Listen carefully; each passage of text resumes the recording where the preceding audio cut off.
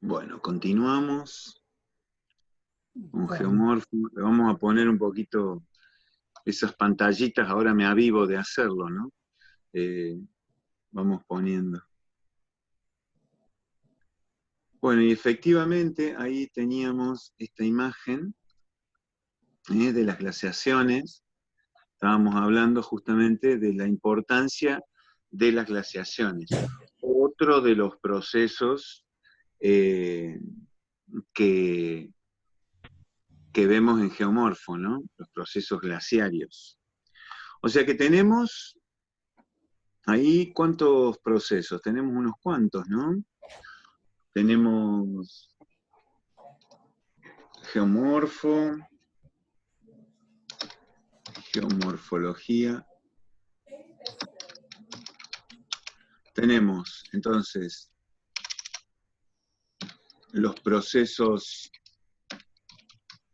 fluviales. Bueno, lo vamos a escribir así un poquito en orden como los vamos a ir viendo. Procesos de remoción en masa, los procesos fluviales, procesos, habíamos dicho, el viento, ¿no? Eólicos, los procesos.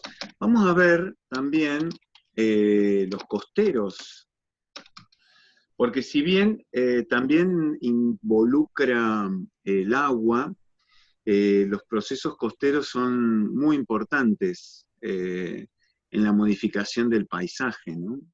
Entonces sí los vamos a ver como otro. Acá teníamos los procesos glaciarios. ¿eh? Bueno, estos son los principales que vamos a ver. También hay otro importante, pero que no lo vamos a ver en vamos a mencionarlos, ¿no? Vamos a ponerlos con kársticos. Los kársticos en nuestro país no son tan importantes, que son los procesos de disolución de las rocas calizas, que en algunos lugares es súper importante. Nosotros tenemos... Se muteó, profe, se muteó. Se muteó Marcelo.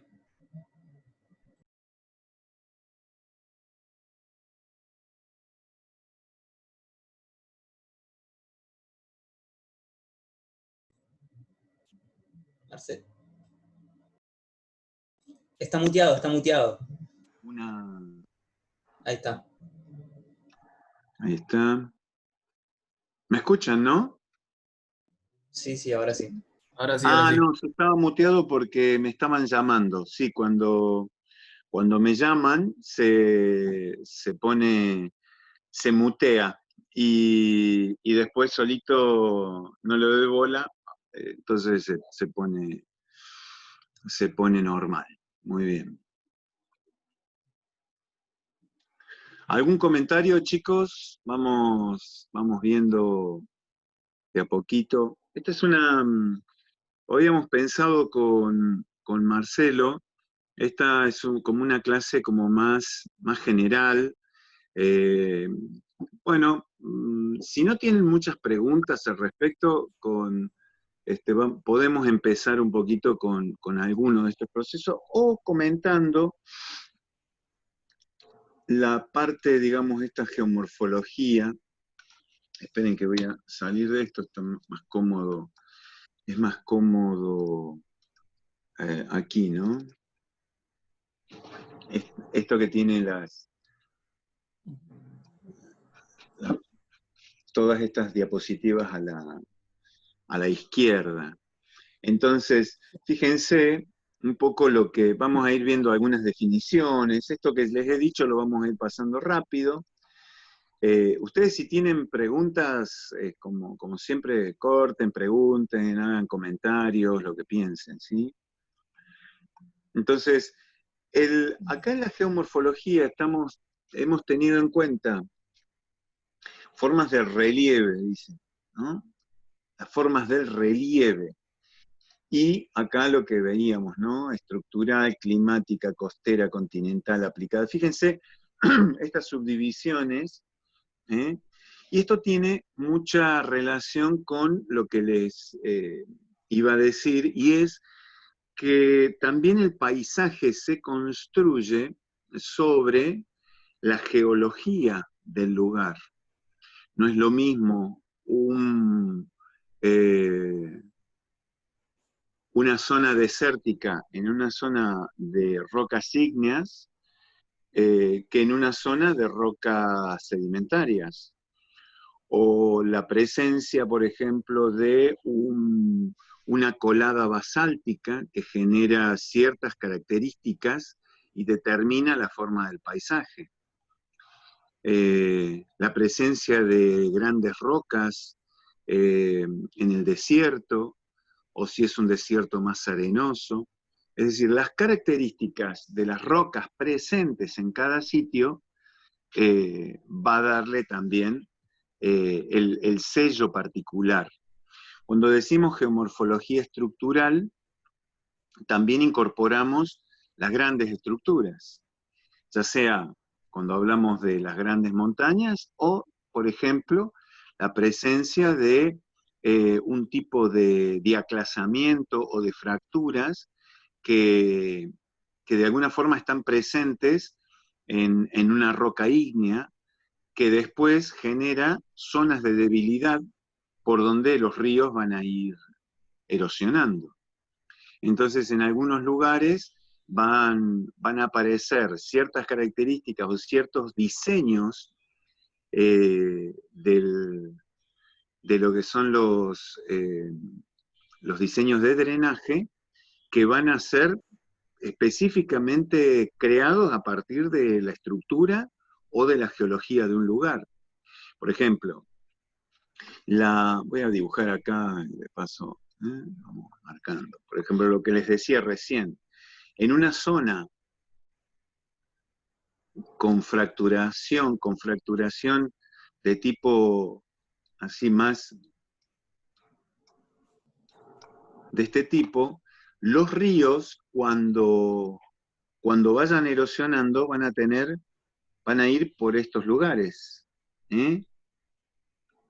Y el que no me crea, que vea cuáles son los diseños de los de drenaje en las sierras de Córdoba, por ejemplo.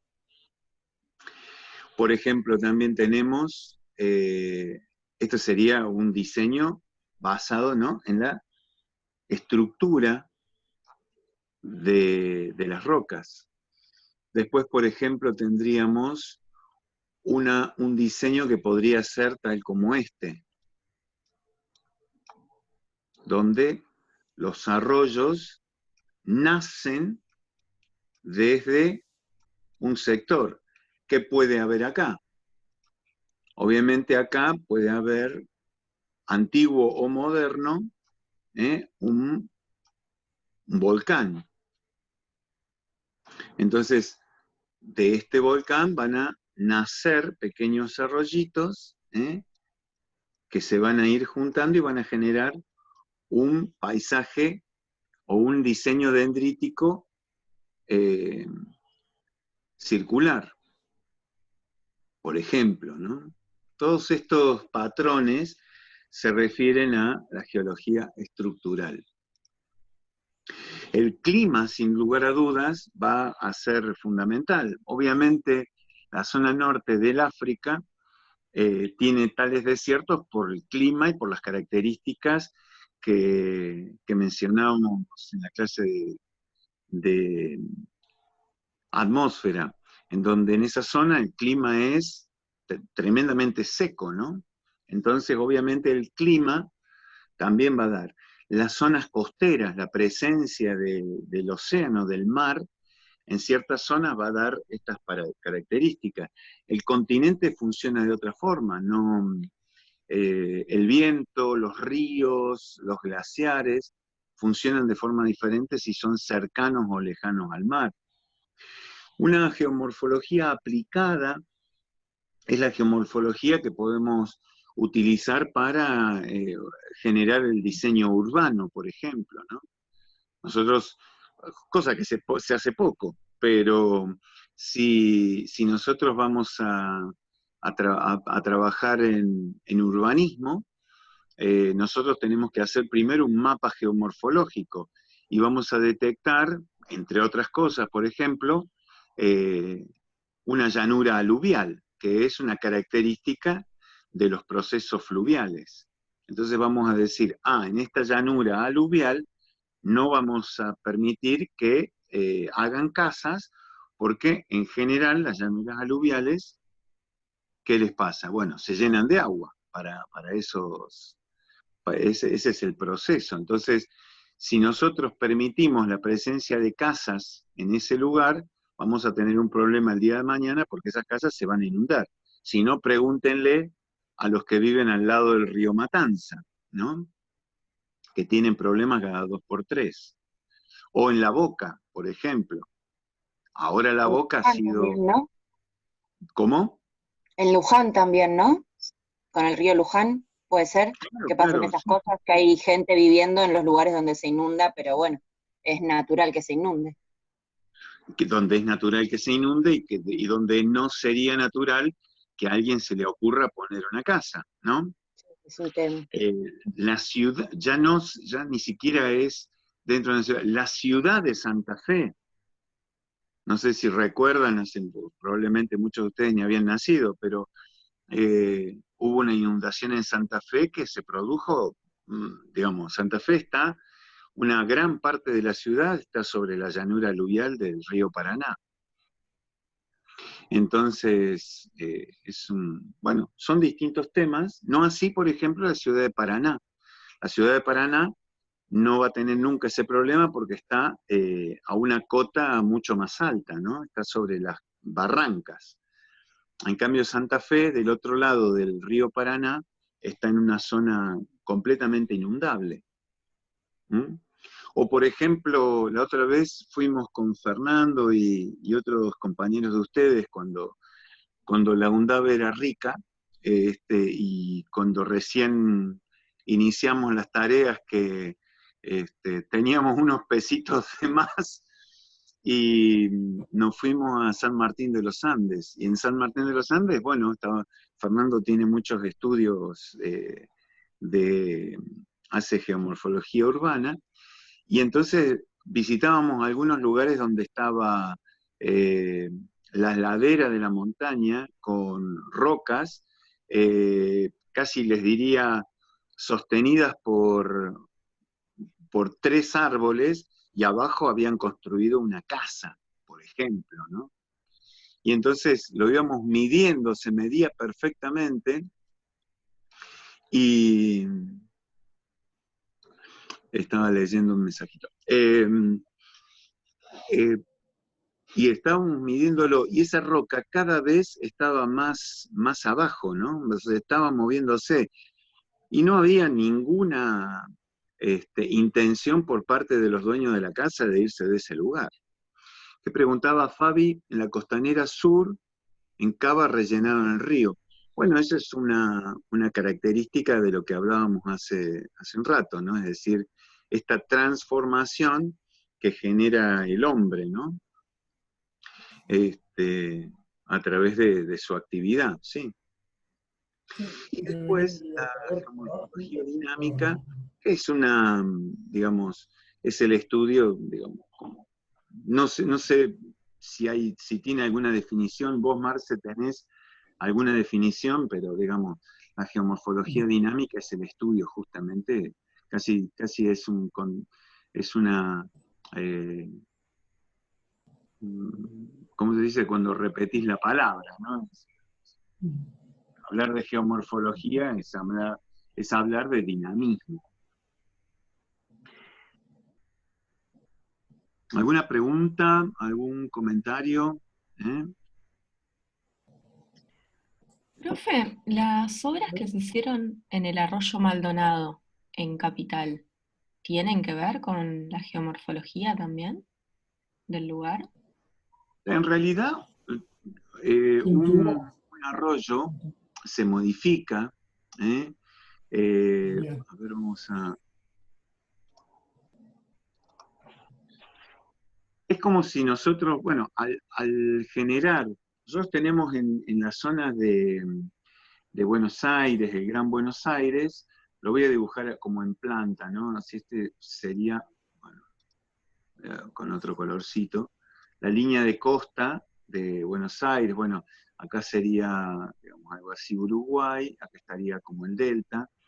Hay una serie de arroyos que ya no pertenecen al río Paraná, son de la cuenca del Plata un poco, pero el arroyo, los distintos arroyos que van pasando por Cava, por, bueno, desde el Reconquista, el Matanza, todos los arroyos el arroyo del Rey,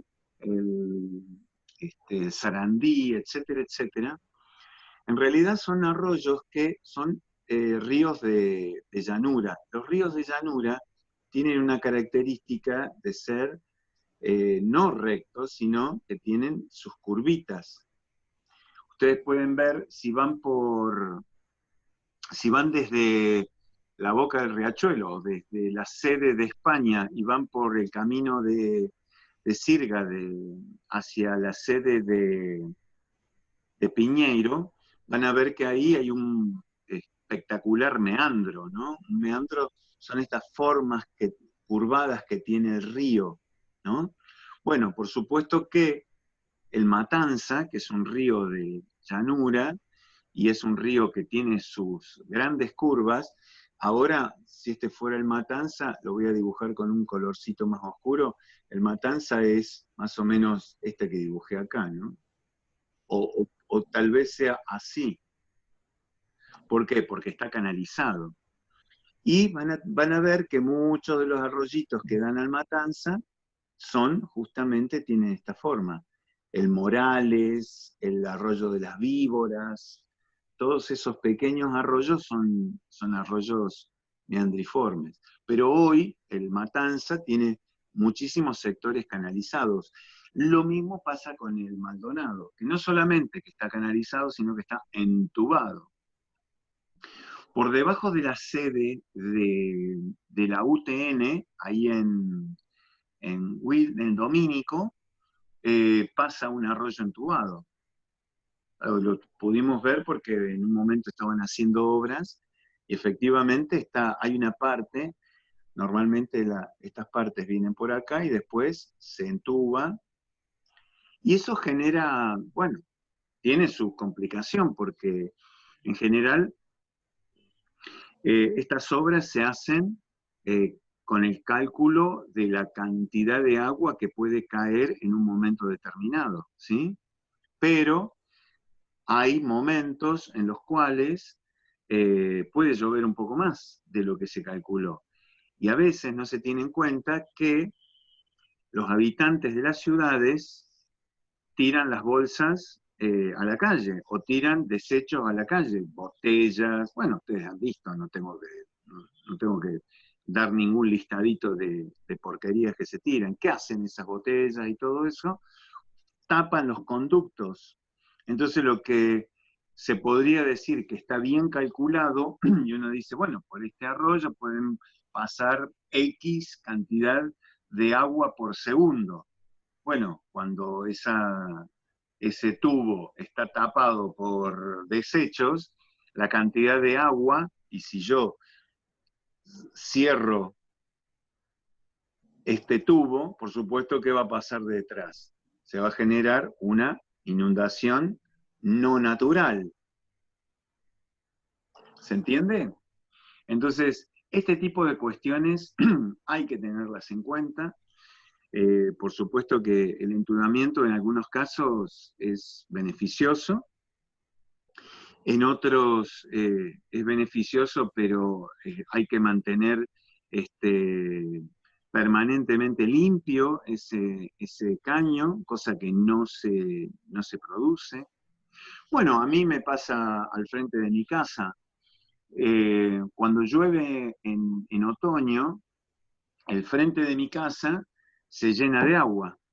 ¿Y por qué se llena de agua? Por las hojas, porque las hojas que caen de los plátanos, que son, acá hay un árbol cada 5 metros, unos árboles añosos, y en invierno, en otoño, caen 3 millones de hojas por segundo.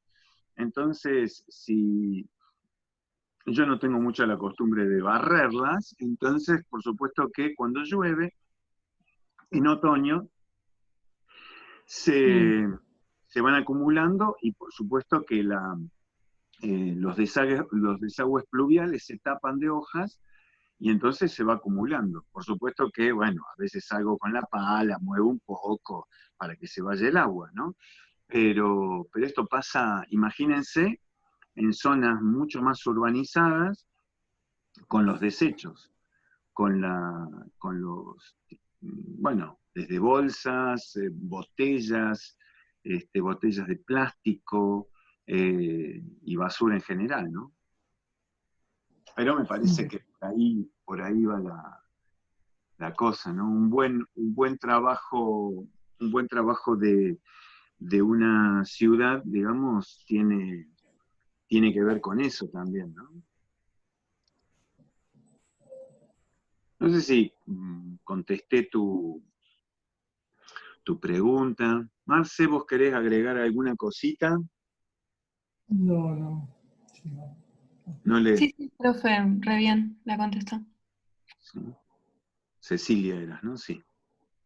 Sí. Bueno, acá tenemos entonces, fíjense, los gravitacionales, fluviales, eólicos, costeros, glaciares y cársticos. Bueno, parece que me acordaba de esta diapositiva, ¿no? Porque en general lo pongo todo al revés, pero esta vez la pegué. Y después, fíjense en la diapositiva, esto que estábamos hablando antes, la antrópica, donde destacamos la acción del hombre, los procesos sobre un ambiente, la urbana, y la planetaria que no deja de ser interesante, porque, a ver, déjenme, canales, voy a poner La morfología de Marte. claro, fíjense, les voy a compartir esta imagen. Fíjense lo que es, uno diría, el Gran Cañón del Colorado, ¿no? O fíjense esta otra. Esto es un río o algo así, ¿no? O sea, una cosa como medio evidente parece, ¿no? Y uno diría que acá hubo agua, ¿no? Y bueno, sí, suponemos que sí. Nadie estuvo en ese lugar. Imagínense, miren los cráteres. Estos cráteres también son estudiados, por supuesto. Entonces, dentro del estudio de la geomorfología, también está el estudio de los impactos de meteoritos, ¿no? ¿Ustedes dirían que el agua estuvo antes o después de los meteoritos? Del impacto de los meteoritos. ¿Qué ocurrió antes? ¿El El agua agua. o los meteoritos? Para mí los meteoritos. El agua. Para mí el agua, El agua. porque si no el meteorito no estaría tan marcado en el río, estaría más Claro, desgastado. claro, los canales acá están cortados por el impacto del meteorito, ¿no? Acá ustedes ven acá, fíjense. A ver, acá. Ahí. Miren acá hay un canal y está cortado para acá. Acá vienen varios canales que están cortados por el meteorito, ¿no?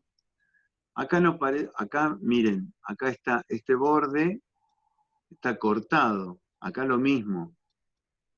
Está como limpito el meteorito. Si no, acá hubiera ocurrido algo. O sea que ya están aprendiendo geomorfología planetaria, muy bien, ¿eh? Muy rápidos son. ven lo que ocurre, ¿no? Bueno, eso también, eso es justamente uno de los temas que se estudian en la geomorfología planetaria. Y acá tenemos un par de cositas para tener en cuenta nada más, en esta charla primera.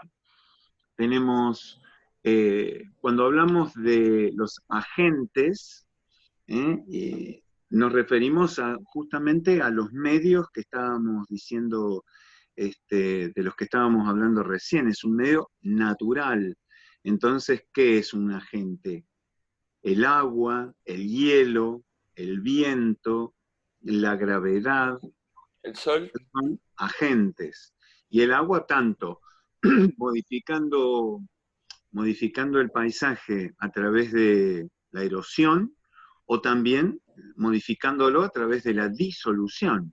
En el caso de los procesos kársticos, cuando disuelve la caliza y genera estas formas particulares, ¿no? En zonas de rocas carbonáticas. Y cada proceso deja un sello distintivo. Este sello distintivo lo podemos ver en el meandro, en lo que veíamos recién, en esas imágenes que veíamos recién, claritas, ¿no? Veíamos una erosión y acumulación de material por el agua, y veíamos también el impacto de un meteorito. Ese sería el sello distintivo, que simplemente gracias a nuestra experiencia de lo que hemos vivido hasta ahora, sin haber estudiado mucho, ustedes ya pueden decir, bueno, sí, esto lo hizo el agua, o esto lo hizo un meteorito. ¿Ah? Entonces, cada proceso deja un sello distintivo. Esto es importante, porque a través de ese sello distintivo nosotros es que vamos a estudiar los procesos. No los estudiamos en el momento en que ocurren, sino en lo que deja. Nosotros no estamos, de hecho, muy pocas veces, por interés uno puede decir, yo se los recomiendo, ¿no? Por ejemplo, que vean imágenes de deslizamientos, o imágenes de inundaciones, ya sea una inundación de un río o un tsunami, que puedan mirar cómo ocurre, pero nosotros desde el punto de vista del estudio geomorfológico, nosotros vemos las formas, como si fuera una foto del lugar, ¿sí? Y con esa foto nos alcanza y sobra, diría yo, en algunos casos, para describir perfectamente el proceso. Por ejemplo, cuando nosotros estudiamos la geomorfología costera, acá no sé si me va a salir mucho porque hace bastante que no lo veo al tema. Miren cómo quedó esto. Un espanto de dibujo fue ese, pero bueno. Nosotros tenemos el estudio, por ejemplo, de las geoformas que se producen en la playa. Y ustedes en la playa, si ustedes van a una playa, o se acuerdan, ahora se van a tener que acordar, porque no creo que, no pueden no pueden ir a la playa ni los que viven cerca, ¿no? Bueno, ahora quizás un poquito más, pero la verdad es que tengo una amiga en Mar del Plata que lloraba porque todas las mañanas ella iba a caminar a la costanera y últimamente no podía.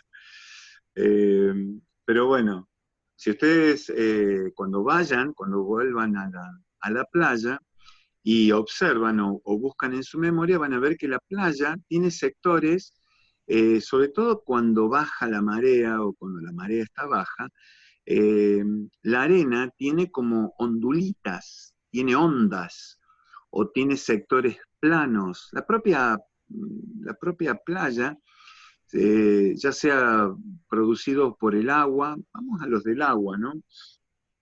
Entonces, hay hay unas ondulitas que se producen, ¿eh?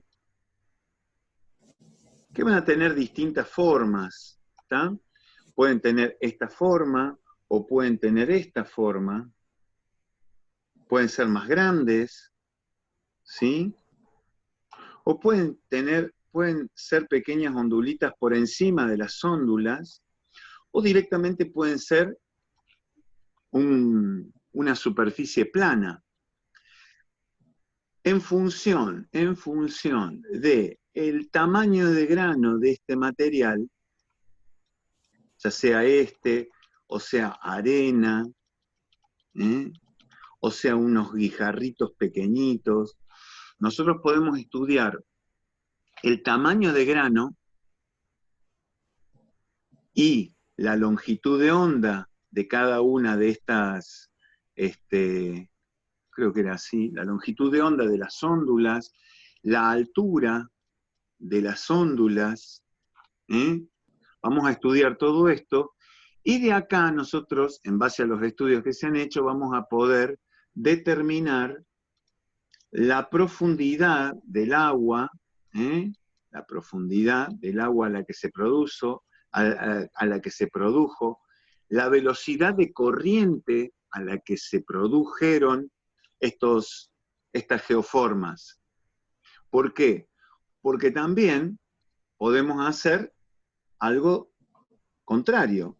Es decir, nosotros armamos una pecera gigante, como esta, por ejemplo,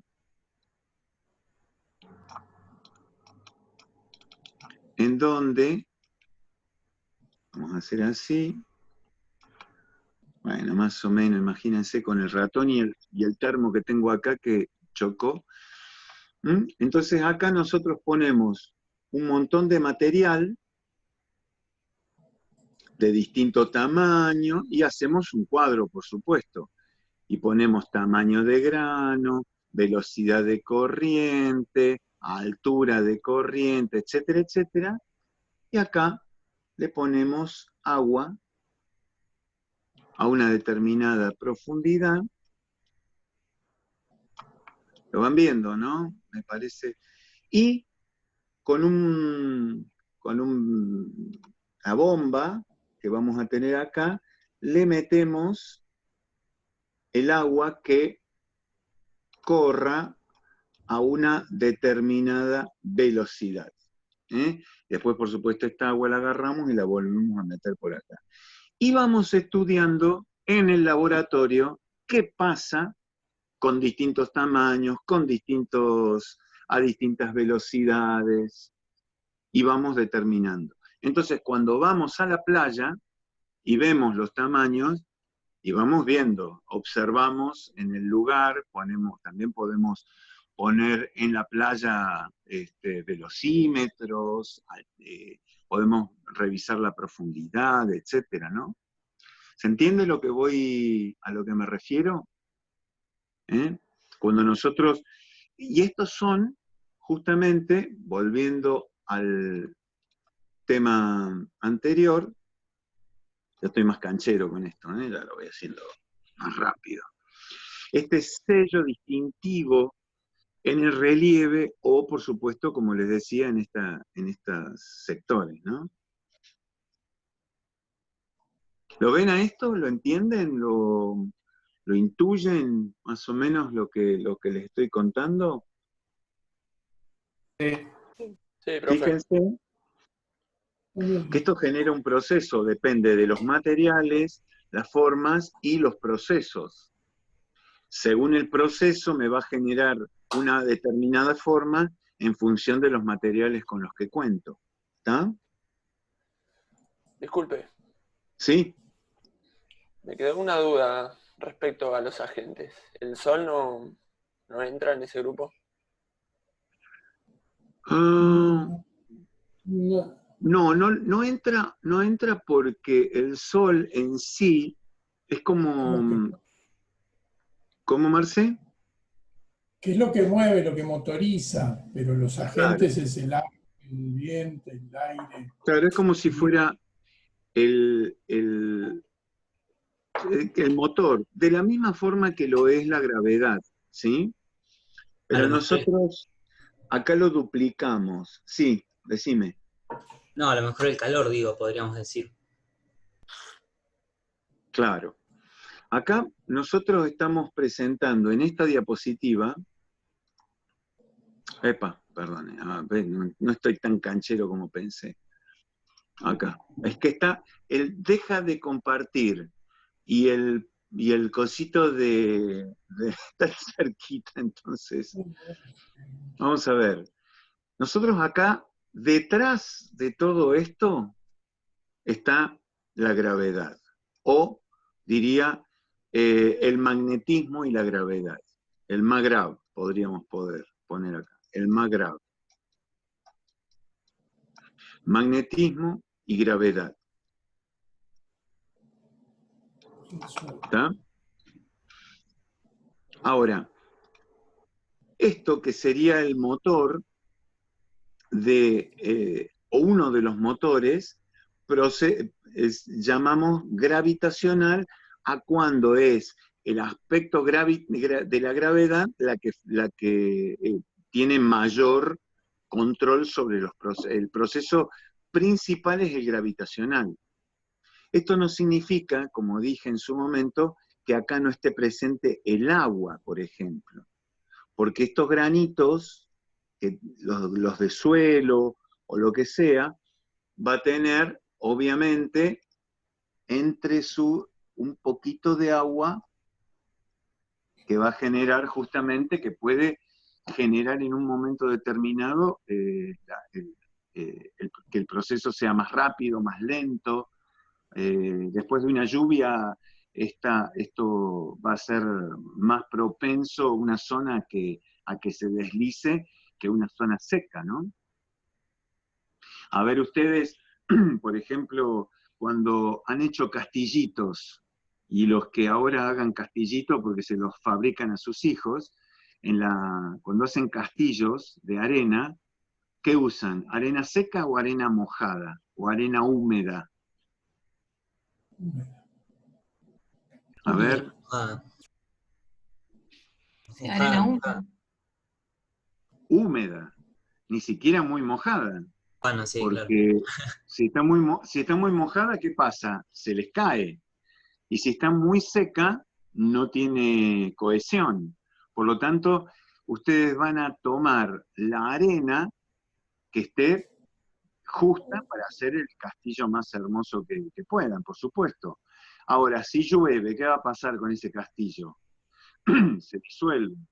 O sea, no se disuelve, perdón, se cae. ¿Y qué pasa si se seca? Se vuela. ¿Se entiende?